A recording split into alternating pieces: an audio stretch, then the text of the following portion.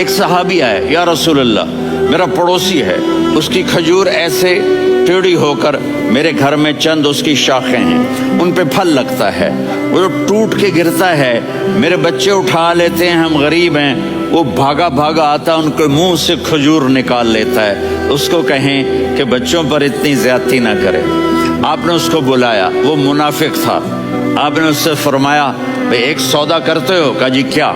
کہا یہ کھجور مجھے دے دو اور اس کے بدلے جنت میں کھجور لے کے دوں گا۔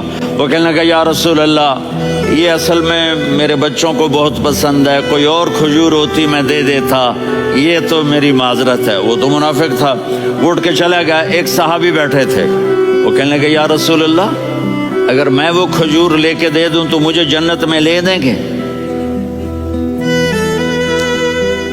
ان کا نام ہے ابو الدحداح۔ آپ نے کہا ہاں تو مجھے لے کے دے دے، میں تمہیں لے دوں گا۔ وہ اس کے پیچھے چلے گئے، اے بھائی کتنے میں بیچو گے؟ میں نے کہا جا میں نے اللہ کے نبی کو نہیں دی، تمہیں کیسے دے دوں؟ کہا اچھا بھائی منہ سے بول کتنے لینے ہیں؟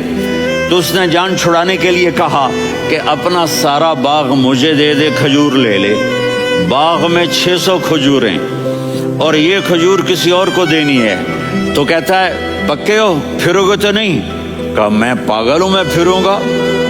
مجھے 600 کھجوروں کا باغ مل رہا ہے۔ انہوں نے کہا ڈن، کھجور میری، باغ تیرا۔